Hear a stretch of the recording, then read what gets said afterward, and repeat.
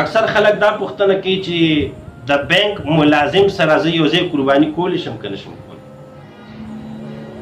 نو جواب دا د ما ته مخکې مرز کړی و چې بهتره دا ده چې تاسو قرباني څه وکئ ځان له وکئ چې بیخي د غم نه بېغمئ. خو که چېرې بالفرض تاسو چا سره قربانۍ کې شریک جوړېږئ، قربانۍ کې برخه نیسئ، نو ګورې بیا داسې کس سره قرباني به کوئ چې د هغه کمایي حلاله وي. ظاهر طور سره نور الله جل شانه ته علم دی، خو د ده ظاهر طور سره عمدن یا د ده دا نوکري چې کوم دی دا حلاله ده.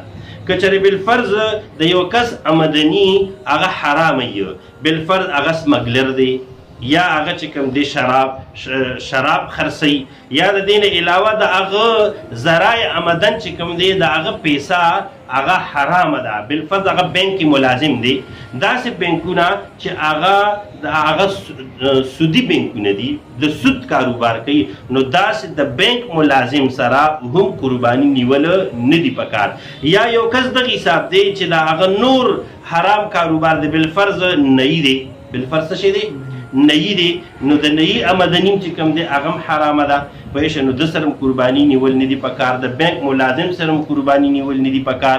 یا داسې یو کس چې د هغه ذرایع آمدن اکثر هغه چې کوم دی حرام دی، بالفرض هغه چرس، افیوم یا د حساب نور نشاور څیزونه خرڅوي، شراب خرڅوي، هغه سره هم قرباني کول هغه درست نه دي. یا داسې کس چې تاسو ته پته ولګېدله چې د مقصد د دې قربانۍ نه قرباني نه ده، د الله جل شانه تقرب او الله ته نزدېکت حاصلول نه دي، بلکې د ده اراده دا ده چې تا ته ظاهر شي چې د ده اراده دا ده چې موږ ته غوښه مقرره شي، موږ ته غوښه حاصل شي.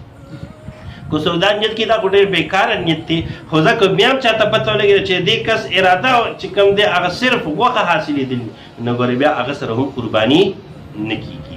لہذا ځان له قرباني کوئ، که خامخا برخې نیسئ، نو داسې کسانو سره برخه ونیسئ چې ظاهري طور سره تاسو د هغې په آمدنۍ کې چې کوم دی څه داسې عیب وغیره یا حرام وغیره نه ښکاري. د بینک ملازم او د نهي په باره کې مونږه مسله واضحه کړې وه، خو دا ورور پوښتنه کوي که دا بالفرض اسلامي بینک کې وي. نو که اسلامي بینک کې وي او د هغې هغه بینکاري اسلامي اصولو مطابق وي، نو بیا ورسره بلکل قرباني کول روا دي. یا یو نهي دغه حساب دی چې هغه خو ویښته اخلي، څه کوي؟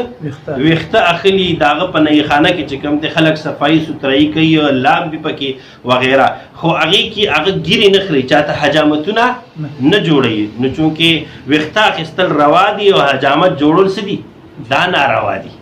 په دې خبرونه سي نو که یو نهي دغه حساب دی چې هغه حجامتونه نه جوړوي، خلکو ګیرې نه خوري او د هغه چې کوم دی صرف نهي خانه هغې کې ویښته جوړېږي، یا پکې صرف خلک خپل صفایي سوترایي کوي، لامبې پکې غسل پکې کوي، نو بیا هغه سره قرباني کول روا دي.